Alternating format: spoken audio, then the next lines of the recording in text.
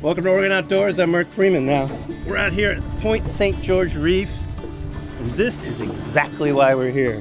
Some of the best bottom fishing you can have in the lower 48 Pacific, and I'm about to show you why. There we go. There you go, Mark. What a way to start the day, huh? Like I say, this is why we're here. This is why we live here. Fishing around California's Point St. George lighthouse is incredible because the reef is loaded with fish. You know, these rocks that were so dangerous to mariners are gold for anglers. You just never know what you're going to pull up from the bottom. All the colors of the underwater rainbow show up in the fish here. There's big, tasty halibut and even hitchhiking lingcod who think they can pick off a black rockfish and get away with it. Oh, yeah. Boom!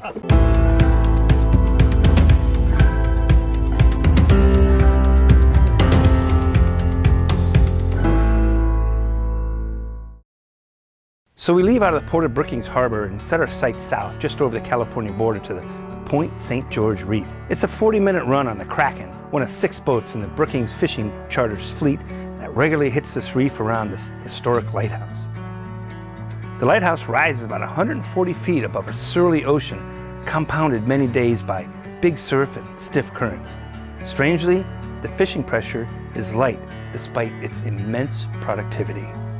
So Michael, what makes this place so special? You know, Mark, it's a really unique fishery in the sense that it's in between 2 ports, so it's very difficult to get to. It's not just 2 ports. It's 2 ports on 2 different, across the state line. So all the people from Crescent City come up and they fish the south side of the reef.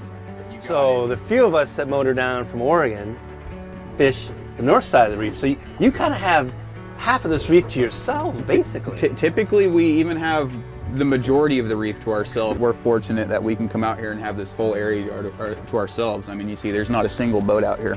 We're looking to catch every color on the rockfish chart, right? That's our goal today, yep. So we're talking black rockfish. Yep. Tigers, hopefully tigers, vermilions, big lingcod. Yeah. All right, let's stop talking about it. All right. Sounds good, guys.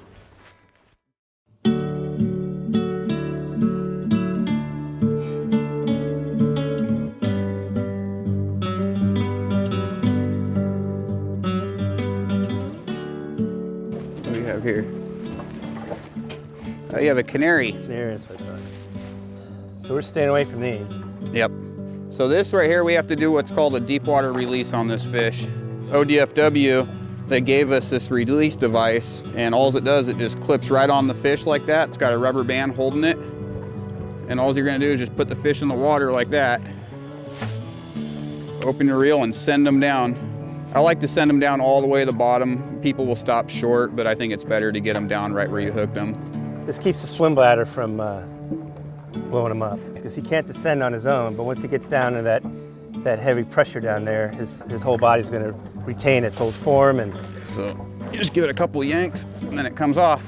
Then you just reel it right on up. See? All right. Comes up with no rockfish.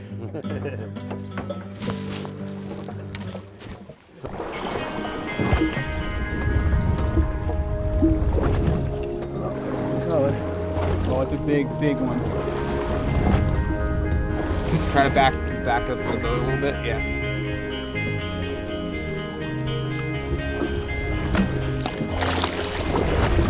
Oh man! Oh yeah! Boom! Check out that hook. It's going through both fish. Yep. That is lucky. Woo! Big one.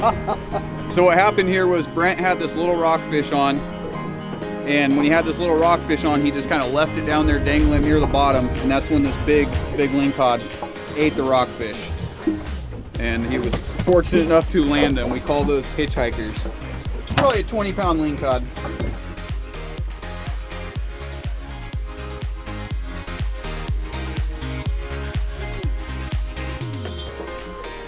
That was a big one.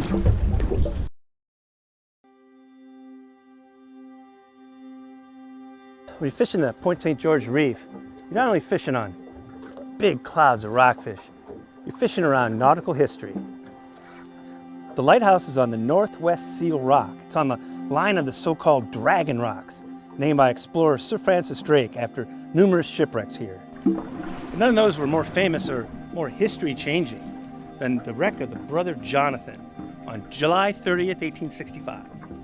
You history buffs might remember the Brother Jonathan as that paddle steamer that first brought smallpox to Vancouver Island in 1862. And that triggered the pandemic that wiped out many of the Northwest native people. But 3 years later, it was overloaded with 244 passengers and crew, as well as a large shipment of gold valued today at roughly $50 million. They were headed from San Francisco to Portland, but it struck an uncharted route.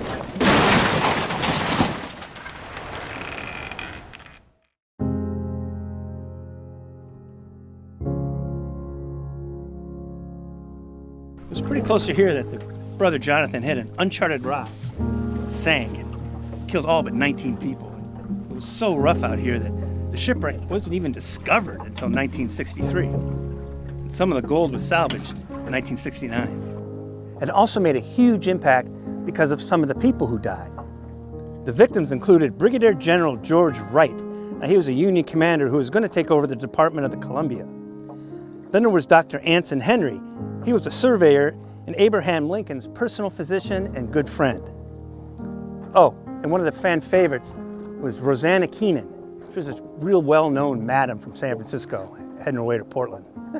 So almost instantly there was a call to build a lighthouse out here, and they chose this rock, but as you can see, it's a pretty tough place to build a lighthouse. The lighthouse and the caretaker's residence are on a rock, so on top of the rock, they built a 50-foot foundation for the lighthouse and the caretaker's residence, and the whole thing soars about 144 feet tall. It's on just 1.6 acres of rock, and it's one of the most exposed lighthouses in all the Pacific coast. That's why it was built to look like a medieval fortress. It took forever because of funding, but it finally came online in 1892 at the cost of $752,000. That's the most expensive lighthouse ever built in the United States.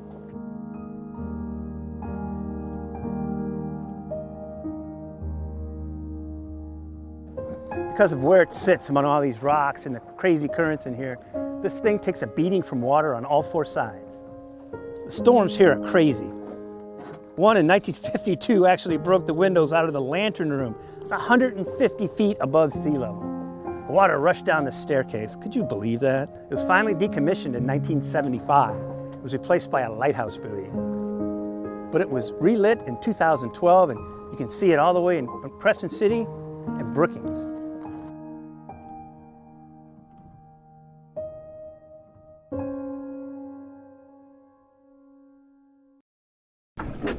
And that's the thing about this reef, is it's just loaded.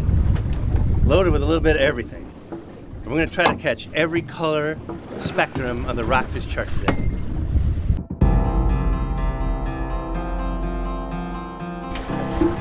Oh, there he is.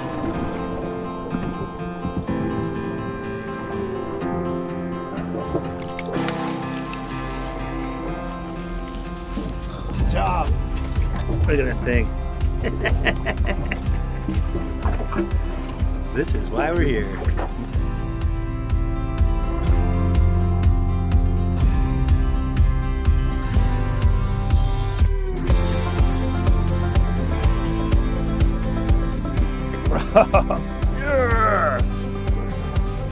Got a big vermilion. Big vermilion.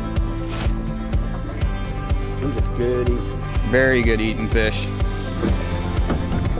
There you go. That is a beautiful eating fish. It is.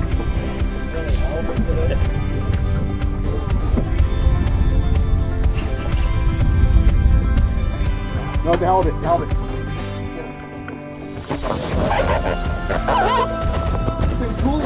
I know. That's like a 40-pounder. Well, on that note, Michael, I think it's time to run home. Boom! Dude.